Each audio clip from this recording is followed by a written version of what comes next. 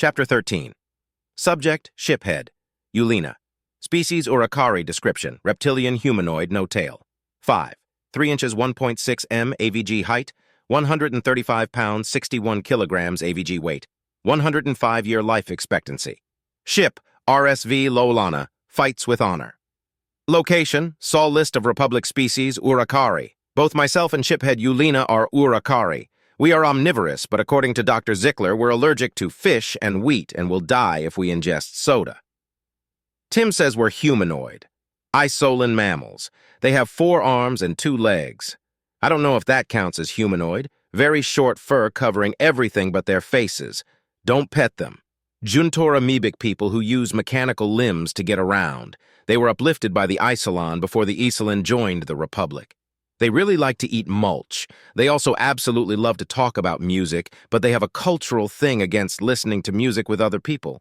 Related to their courtship rituals, I think. Duliki. Very similar to humans, but their bones come out of their face, on their eyebrows and their chins. They're very sensitive to comments about their face bones, so it's best to just avoid the topic altogether. Unless they ask, in which case vague compliments are necessary. If they ask for specifics, they are trying to start a fight, and the subject should be changed unless you want to fight them. Malto variakina. They don't have heads.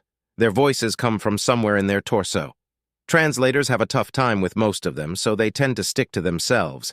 Might be blind. They also have 2 limbs which they use for locomotion and grasping. They were uplifted by the Duliki after the Duliki had joined the Republic, which was illegal to do. It was very scandalous. MDPNZ, these guys have 2 mouths and 4 eyes. Otherwise, they're pretty humanoid. One mouth is for eating and the other is for burping. Both can talk. They have multiple sacs on their chests, which contain digestive enzymes that help them eat stuff. They have to leave the sacs mostly exposed to air for ventilation, and they consider it rude to stare at their chests. Kinran. As Corporal Simmons would say, bug people.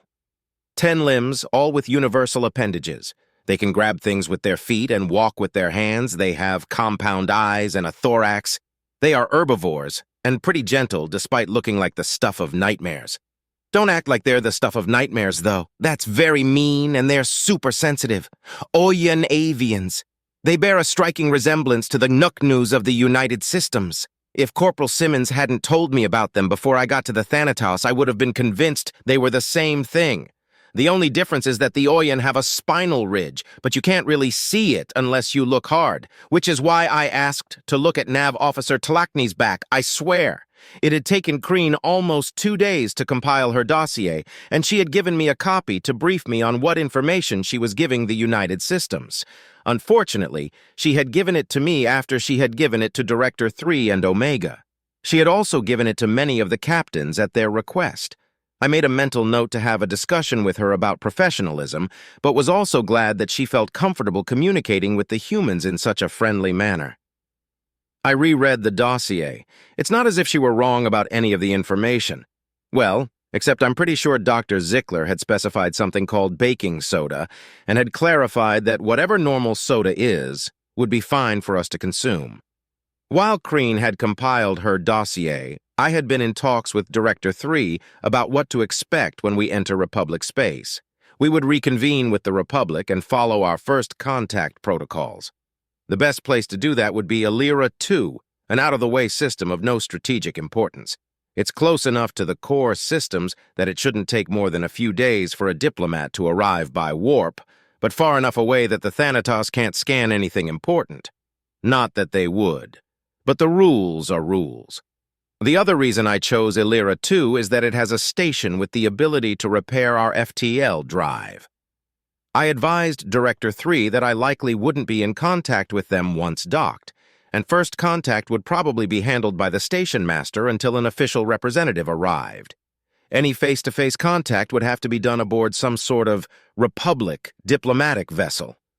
It was a pretty lengthy conversation. Elsewhere around the ship, things were pretty tense. The United Systems was expecting an attack at any time, and there was no shortage of pressure on the engineering team to finish up the repairs on our ship. The biggest delay was furniture repair. I said the seats were fine, but apparently they meant the consoles and controls. I spent most of my time visiting my crew, trying to keep morale up. A lot of us had lost friends, and some of us had lost family. Most of the injured had made full recoveries, but some were having difficulties with shrapnel and broken bones. Kron was already able to walk around, with some difficulty, which Kreen was thrilled about.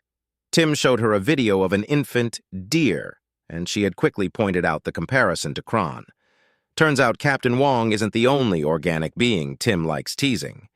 I visited the morgue, where our dead had been vacuum-sealed and frozen for preservation. I had visited them every day since we boarded. 6 caskets sat silent, a testament to my command capabilities. Every day before chow, I came here, apologized, and wondered if I could have done anything differently. It hurt, but part of command is knowing that you have to do better next time. What made it worse was that there should have been 10. 4 of my people were floating in the void, and only the sun knows where. They would only get ceremonial funerals. I hoped their families would grieve them without breaking. My aunt had drank herself to death after my uncle died. He had been on the wrong side of an airlock malfunction and had been shot out before anyone even knew what was happening. Since it was a trade station, their sensors couldn't find his body. Being able to see your loved one's resting face was painful, but at least it brought a certain closure. Part of me dreaded going home and having to write the families. I wished there was a way I could bring them back or stay here in Saul or die to the OU, anything to avoid the worst part of a shiphead's duty. Once I finished my contemplations, I went to chow.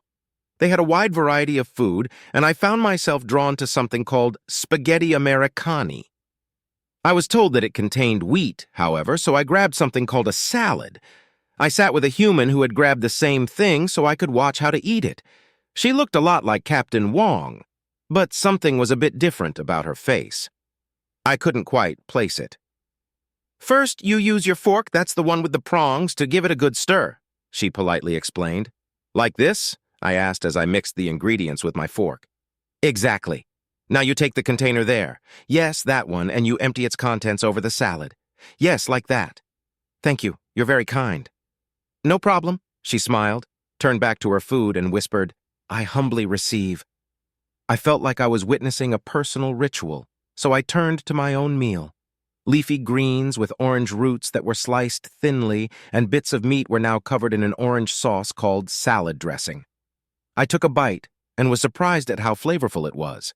I tried each bit individually and found that the flavor was coming from the orange root, the dressing, and the bits of meat. The leafy greens were just as flavorless as they were back home.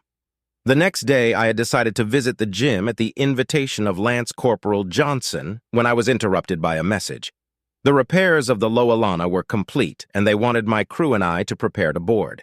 Tim helped me brief everyone, and I headed for my ship. When I got to engineering, I was greeted by Plenus.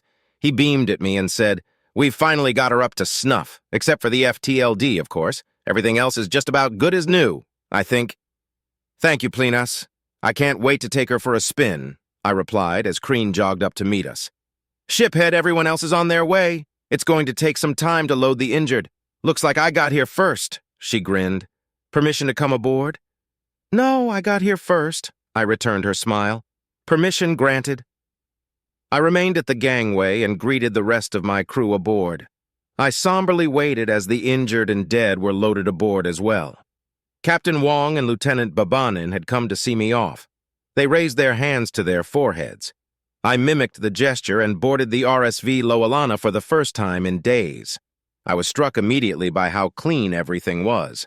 The Loalana was a pretty old vessel, and over time some grime had become somewhat of a fixture. Not anymore, though.